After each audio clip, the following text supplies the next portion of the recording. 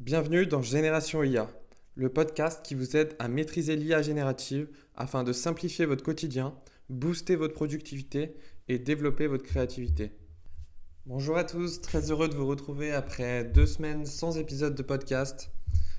J'étais parti en vacances et puis j'ai lancé mon application. Donc autant vous dire que j'étais plutôt focus sur autre chose que les podcasts ces 2 dernières semaines. Mais je vais faire cette revue d'actu. J'avais fait déjà 9 épisodes en très peu de temps. Et là, c'est la première fois que je rate une semaine, donc ne m'en voulez pas.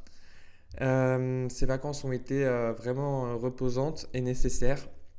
Et puis derrière, j'ai lancé mon application, donc j'étais très focus là-dessus. Je vais vous en parler peut-être un peu dans cet épisode de podcast. J'aimerais faire un épisode entier sur le sujet parce que c'est une application qui a plein d'IA partout. Et donc ça peut être intéressant pour vous de comprendre comment tout ça fonctionne. Commençons cette revue d'actu. J'ai quand même pris quelques notes malgré tout. Donc j'ai surtout pris des notes sur Mistral qui lance ses agents et agents API. Alors concrètement, quelle est la différence entre un agent IA et une IA tout court? Eh bien, un agent IA peut se connecter à des outils et donc peut itérer sur lui-même. C'est-à-dire que, par exemple, il y a un exemple très connu qui est un agent pour réserver des hôtels pour ses vacances, par exemple. Donc, l'idée sous-jacente pour les consommateurs, c'est ça. C'est de discuter avec un agent et de lui dire j'aimerais partir 2 semaines à l'île Maurice. Eh bien, réserve-moi les billets, les hôtels, fais-moi un programme sur mesure et réserve-moi toutes les attractions, tous les billets qu'il faut réserver. Et là, vous avez l'agent qui commence à mettre en place des étapes de raisonnement et puis d'appeler des outils. Par exemple, une API qui va retourner tous les hôtels de l'île Maurice avec les disponibilités, donc en spécifiant des dates. Et puis, donc parmi ces hôtels, il va aller comparer les résultats. Il va voir ce qui vous correspond le mieux avec votre budget que vous avez spécifié éventuellement. Et ensuite, il va carrément réserver. Pour ça, il faut qu'il y ait en place ce qu'on appelle un MCP. C'est un nouveau terme qui est apparu, c'est Model Context Protocol. Eh bien, vous avez côté serveur, vous pouvez mettre en place un modèle contexte protocole pour que des IA extérieurs puissent se connecter à vos données. Et c'est un protocole qui a été standardisé récemment, il y a peut-être 2-3 mois par l'entreprise Anthropic qui a créé Claude. Et donc vous pouvez implémenter sur vos serveurs. Imaginons que vous êtes, disons, la compagnie Accor qui a plein d'hôtels. Vous mettez en place un MCP pour que les langages de modèles externes puissent se connecter à vos datas. Mais vous allez uniquement exposer certaines données. Par exemple, la disponibilité de vos hôtels, ça c'est bon. Vous n'allez pas évidemment exposer les données de vos clients, par exemple. Donc c'est à côté serveur de mettre en place des fonctions comme une API afin d'exposer certaines données et puis d'expliquer au LLM comment appeler cette fonction. Donc par exemple, quel paramètre prend cette fonction. Donc ça peut être la date. Imaginons que je veux réserver pour 2 semaines en juillet, du 15 au 30 juillet. Eh bien, le LLM va passer cette date-là au MCP. Et donc ensuite, la réponse va être la disponibilité des hôtels sur cette date-là. Et puis votre agent IA va peut-être du coup sélectionner un hôtel et refaire du coup un appel au MCP pour dire je veux réserver cet hôtel. Donc il va réserver cet hôtel, etc. etc. À la fin, l'agent IA revient vers vous et dit voilà, j'ai booké votre voyage. Vous partez 2 semaines à l'île Maurice dans tel hôtel, tel jour, et puis vous allez faire le tour de l'île, et donc tel jour vous allez dans tel autre hôtel. Donc ça, c'est vraiment le but ultime des agents IA côté consommateur. Vous avez aussi des agents IA côté entreprise, et ça, c'est tout un autre domaine.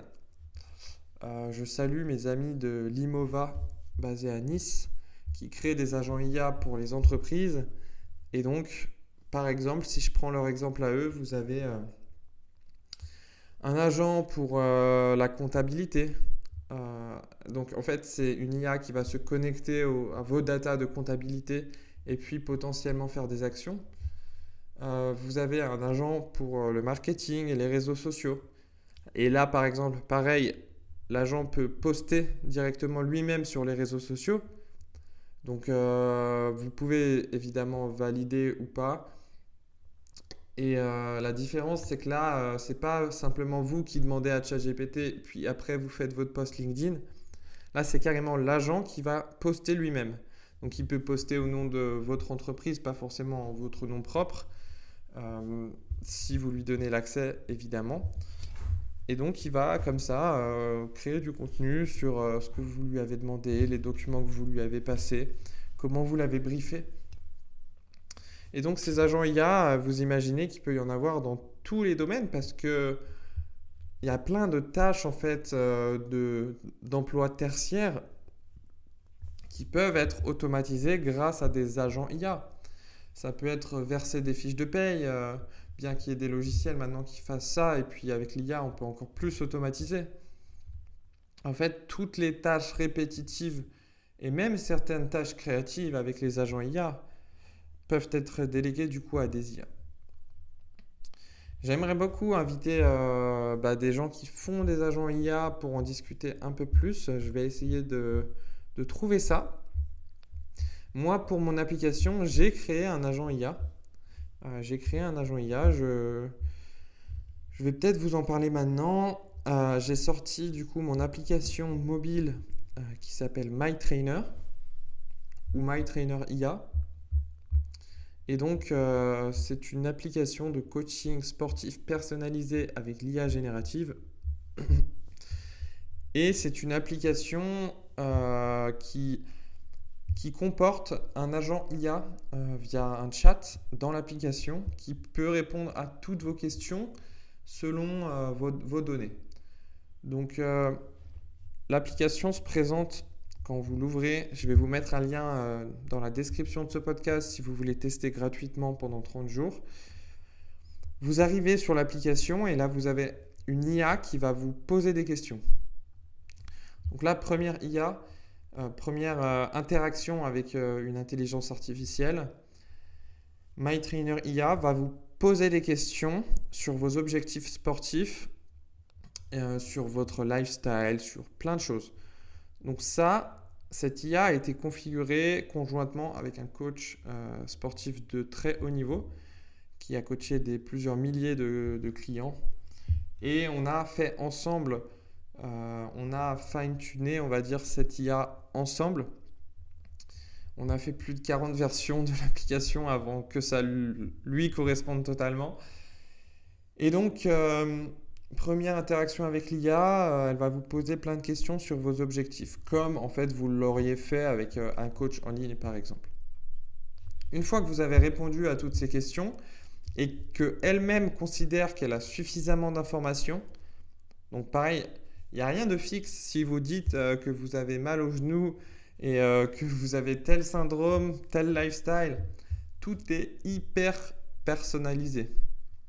Il n'y a rien de fixe, c'est l'IA qui va décider quand elle aura suffisamment d'informations pour générer un programme d'entraînement et un programme de nutrition éventuellement si vous le voulez, adapté à vos objectifs.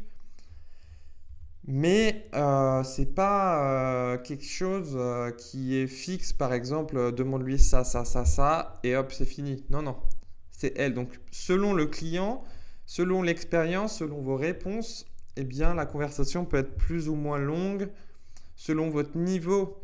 Si vous dites que vous êtes un expert en fitness, par exemple, eh bien, elle va forcément vous parler comme elle parlerait à un expert et elle va vous poser des questions beaucoup plus profondes, beaucoup plus techniques que si vous dites que vous êtes un débutant.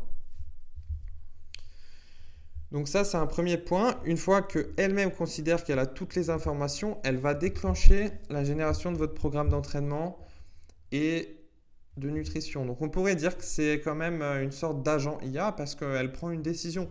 Moi, je considère que dès qu'une IA prend une décision pour enclencher une fonction, c'est un agent IA.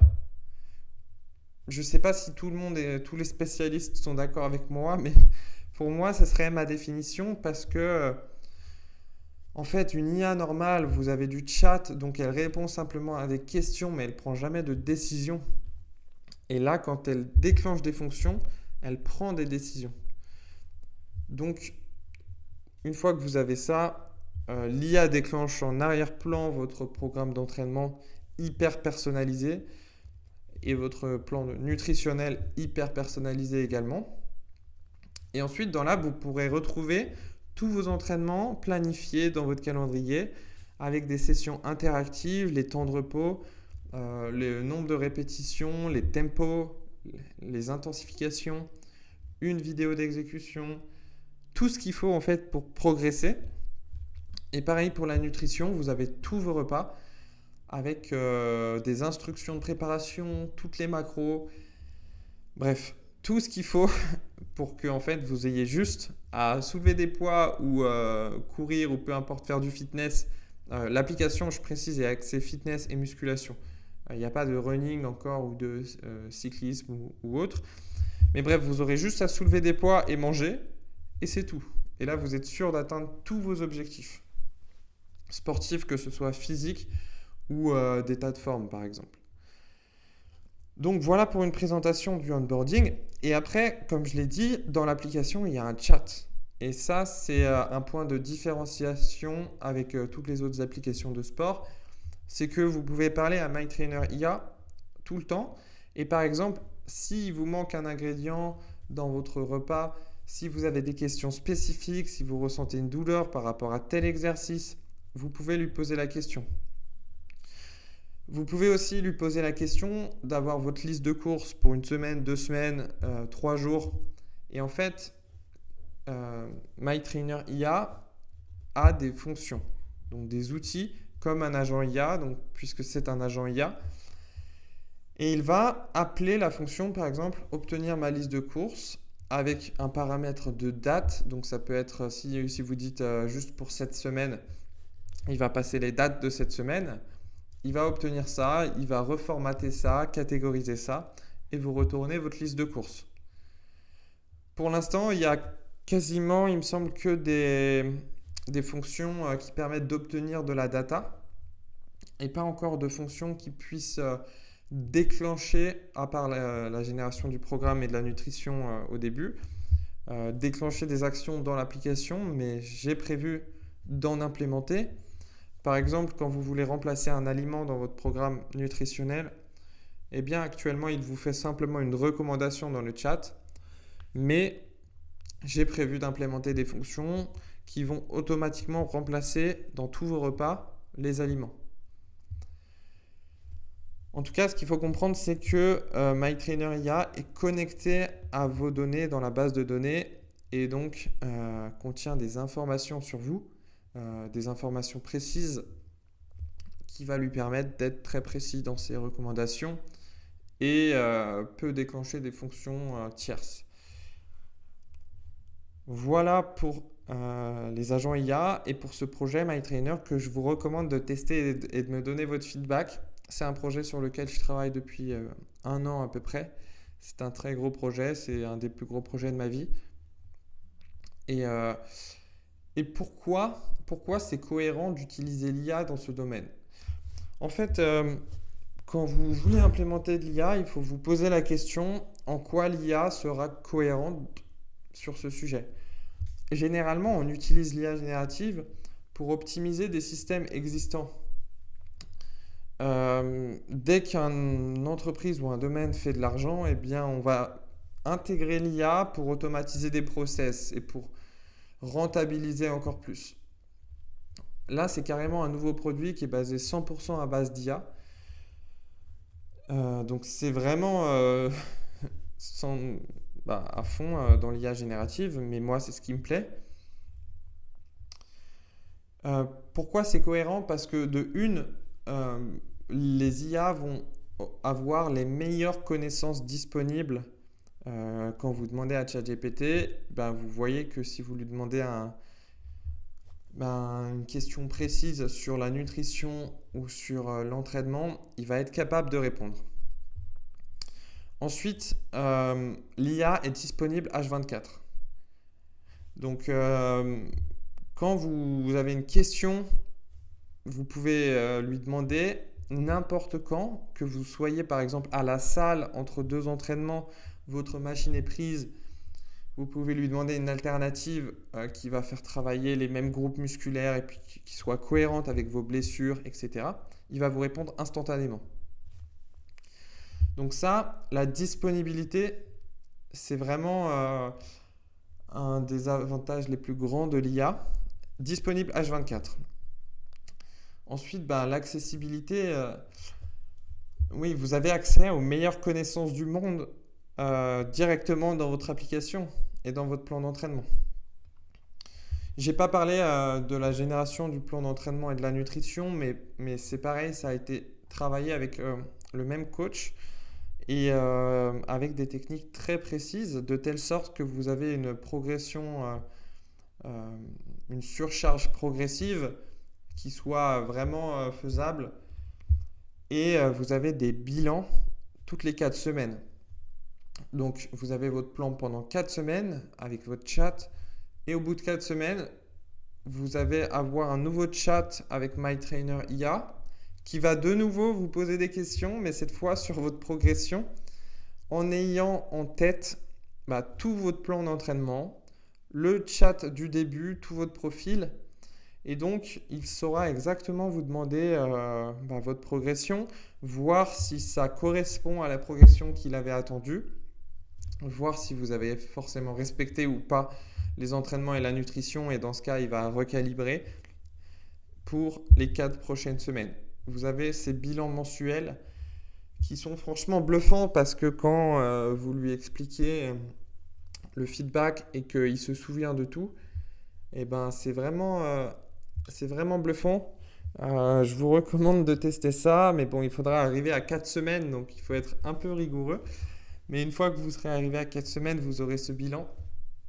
Et là, j'ai vraiment eu un de ces moments, vous savez, la première fois que vous utilisez ChatGPT, vous vous dites, ouais, c'est incroyable. Et la première fois, par exemple, qu'ils sortent un nouveau modèle ou un nouvel outil, par exemple, l'utilisation de curseurs pour coder, vous avez ce genre de moment où vous êtes là subjugué. J'ai eu un peu ce moment avec les bilans mensuels dans MyTrainer IA parce que quand vous lui dites que vous avez perdu 2% de masse grasse et qu'il se souvient de à combien vous étiez, qui connaît par cœur votre programme et qui vous explique que oui, c'est normal, c'était prévu parce que telle raison. Et donc, pour les 4 prochaines semaines, on va réajuster le plan, on va faire un deload d'une semaine, après, on va repartir sur les mêmes bases, etc. Et vous vous dites, putain, c'est puissant, c'est vraiment puissant.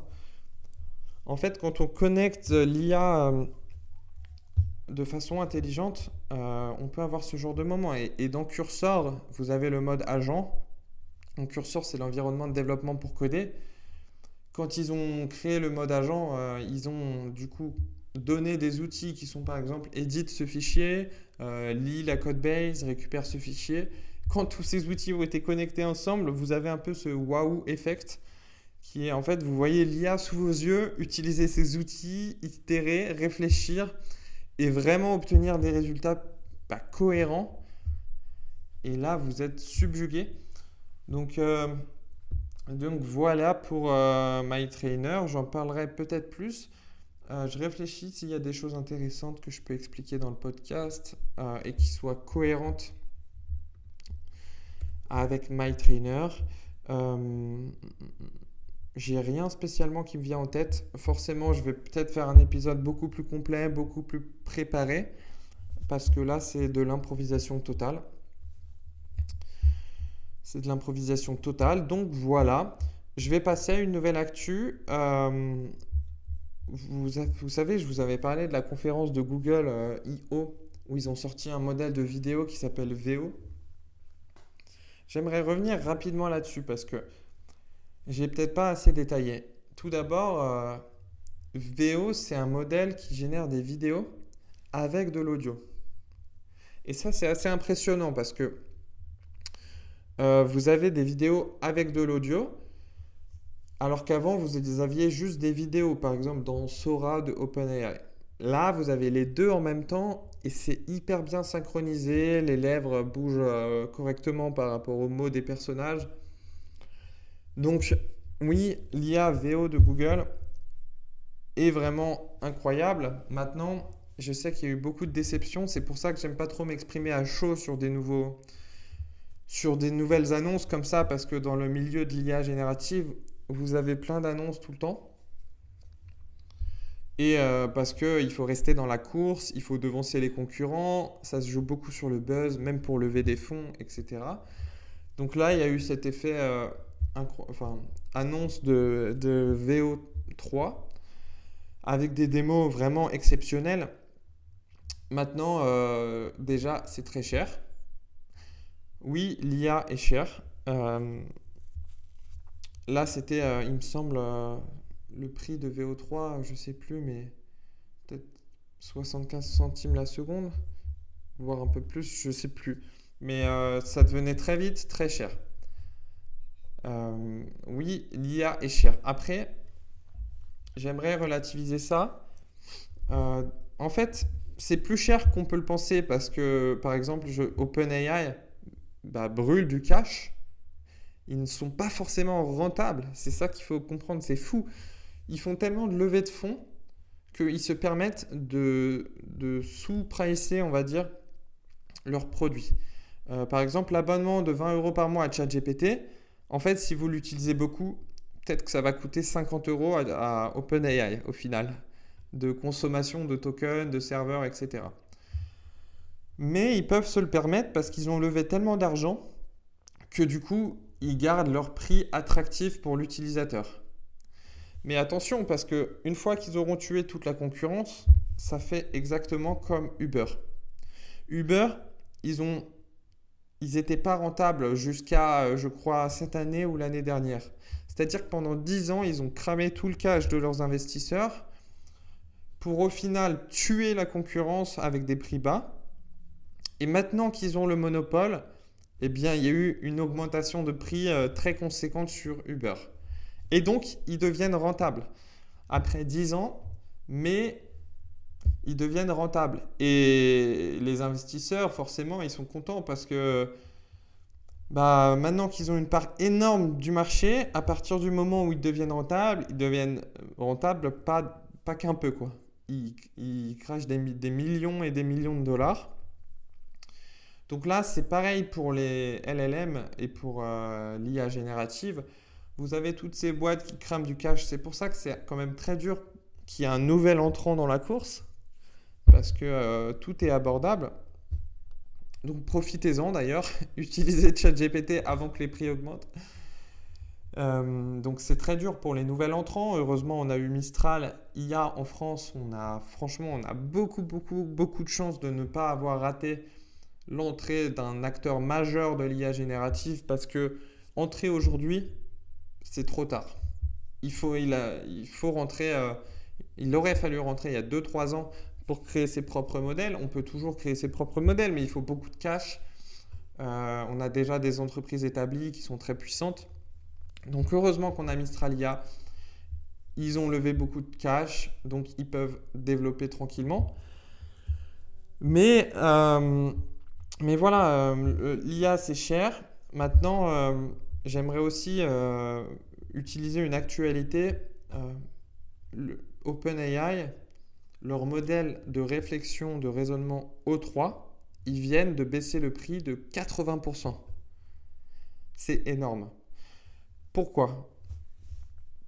De une, ils vont sortir un nouveau modèle O3 Pro qui sera encore plus puissant que O3 et donc ils peuvent se permettre de baisser le prix de O3 parce qu'il y en a beaucoup qui vont utiliser le nouveau O3 Pro qui sera plus intelligent et qui sera forcément plus cher. Donc quand ils sortent un nouveau modèle, ils peuvent se permettre de baisser le prix des anciens modèles. En fait, c'est tout l'intérêt de construire une application sur des modèles d'IA générative, comme je l'ai fait avec MyTrainer IA. Sur MyTrainer IA, j'ai fait des évaluations des modèles, donc c'est-à-dire que j'ai carrément construit un outil en interne pour pouvoir tester des prompts et tester des modèles. Je teste un prompt et je peux faire un call API sur 5-10 modèles différents. Donc j'ai 10 résultats. Vous savez, des fois dans ChatGPT, quand vous lui demandez quelque chose, vous avez 2 résultats qui s'affichent. C'est un peu perturbant pour l'utilisateur, mais en fait, OpenAI se sert de vous pour évaluer leurs réponses. Vous allez dire laquelle est la meilleure pour vous. Ils vont enregistrer cette donnée évidemment. Et la prochaine fois, ChatGPT sortira directement la réponse qui a été le plus aimée par les utilisateurs. C'est du post-entraînement. Ça me fait penser vous savez, au CAPTCHA sur Google où vous devez valider, cliquer sur les feux verts, cliquer sur les voitures, cliquer sur les motos. Je ne sais pas si vous avez remarqué, mais c'est toujours lié à la circulation de la route. Pourquoi? Parce qu'ils utilisent ces données pour entraîner leur voiture autonome. Je crois que ça s'appelle Waymo, pardon. Waymo, ça doit être une entreprise chinoise, je confonds. Si vous allez à San Francisco aujourd'hui, vous prenez un taxi, le taxi arrive, il n'y a aucun conducteur. Vous rentrez, c'est un taxi autonome de l'entreprise Waymo de Google. Ils ont leur taxi autonome qui circule dans San Francisco.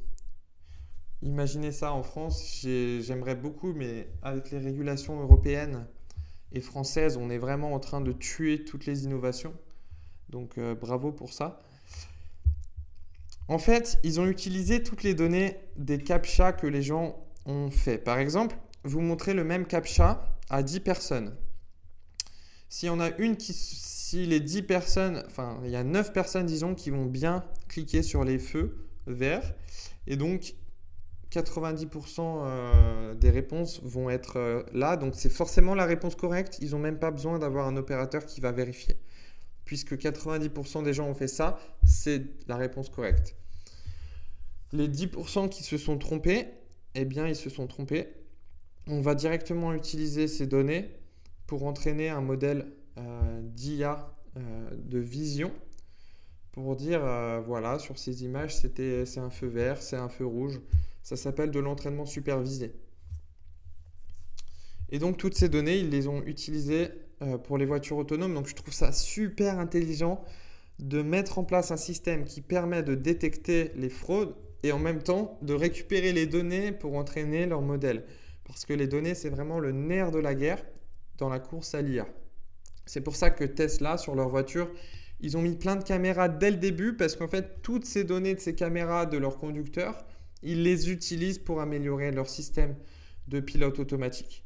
Et c'est pour ça que Tesla, dans le pilote automatique, est très très fort. Quasiment le meilleur acteur avec Waymo. Donc, pourquoi j'ai dit ça? Ah oui, parce que dans ChatGPT, vous avez 2 réponses. Donc, ça s'appelle l'évaluation. Pour MyTrainer IA, j'ai mis un système en place d'évaluation où j'ai fait tester les meilleurs modèles.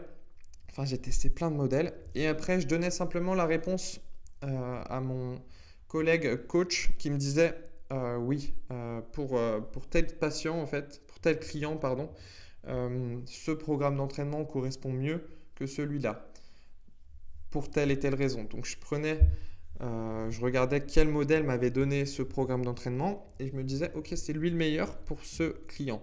On a fait plusieurs profils comme ça et il est ressorti qu'un certain modèle était le meilleur à tous les coups pour tous les clients et pour tous les prompts. Et ce modèle, est un peu cher, je dois le dire.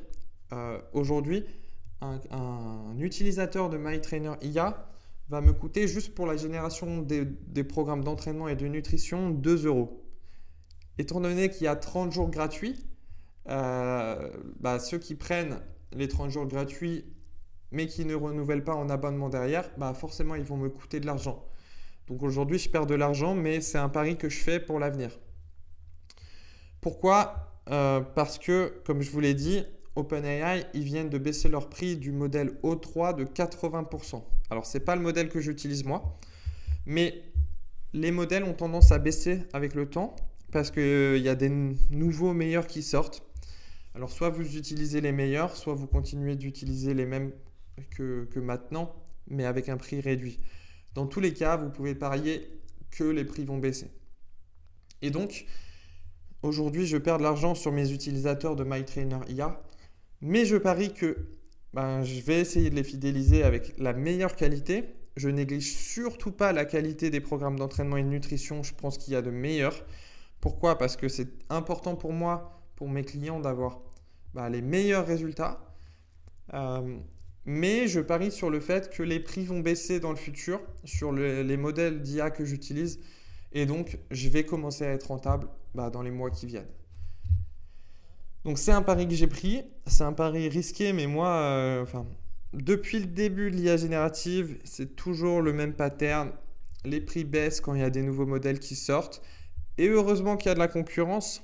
On peut dire merci à la concurrence. J'avais déjà dit merci à DeepSeek dans un autre épisode, parce que quand ils avaient sorti leur modèle, tous les modèles d'OpenAI, par exemple, avaient baissé leur prix.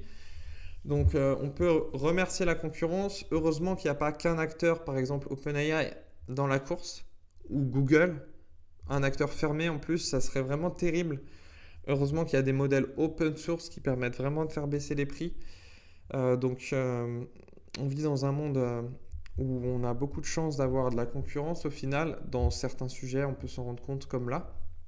En tout cas, ça favorise le consommateur, comme moi, qui intègre les modèles d'IA dans mes applications. Donc voilà pour cette partie un peu. J'ai parlé un peu d'évaluation, j'ai parlé un peu de pricing. C'est des sujets qui sont hyper intéressants.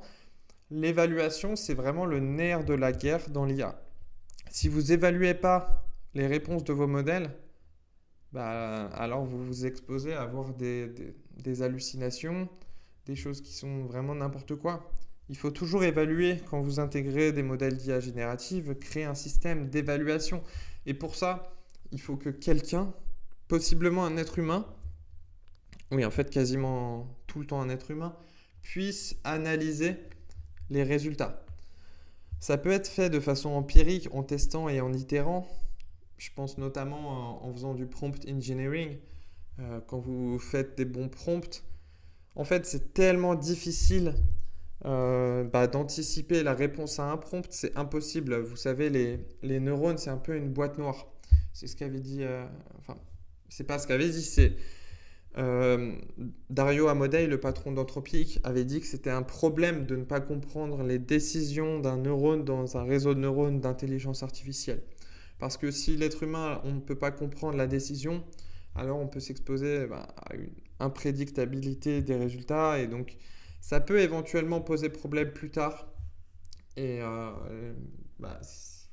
si une IA un jour a une conscience, on ne sait pas vraiment pourquoi, on ne sait pas vraiment comment, ça peut être dangereux. Il avait écrit un article de blog à ce sujet d'ailleurs, il faut que je le lise. Je vous le recommande, je sais qu'il a un site web perso, Dario Amodei, et il écrit des articles de blog. Donc si vous êtes pointu dans les domaines, allez lire ses articles de blog en anglais.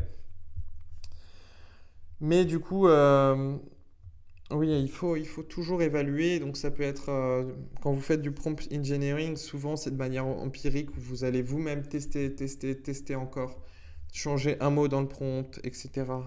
Et bien sûr, appliquer les meilleures méthodes de prompting au début. Vous pouvez aussi avoir une IA qui évalue les tests. Donc, vous avez des datasets en entrée, donc plein de données. Donc, c'est ce qui se passe pour entraîner les large language models comme Mistral, ChatGPT, etc. Vous en avez sur Hugging Face à disposition, par exemple. Des datasets où vous avez des questions, des réponses. Et donc, vous allez tester votre LLM et s'il donne la bonne réponse, vous lui donnez un point. Et puis, vous comptez les points à la fin et vous dites « Ok, le mien, il a eu 80% de bons résultats avec tel dataset d'évaluation Donc, il se positionne numéro 3 numéro 3 dans le classement des meilleurs LLM. Donc l'évaluation, vraiment très important. Euh, Souvent, des humains sont impliqués dans l'évaluation. Je vous ai parlé un peu de l'évaluation dans MyTrainer IA. J'ai survolé tout ça, encore une fois. Peut-être que je rentrerai plus dans le détail dans un épisode que je préparerai à l'avance. Là, j'ai gardé la même tonalité que d'habitude. Je pense que vous l'avez remarqué, j'improvise totalement. C'est vraiment un format que je veux garder l'authenticité et la proximité qu'on a entre nous. Si vous avez des questions sur ce podcast, n'hésitez pas à m'écrire, m'envoyer un mail. Je sais que là, par exemple, je travaille sur MyTrainer IA, je travaille également sur un autre projet. Je vais commencer un autre projet où je donne déjà des conseils sur l'IA générative, sur des personnes qui veulent lancer leur application. Donc n'hésitez pas à me contacter si vous voulez qu'on en discute. Et je vous laisse là-dessus. Je vous souhaite une excellente journée et je vous dis à bientôt pour un nouvel épisode. C'était Guillaume dans Génération IA. Ciao.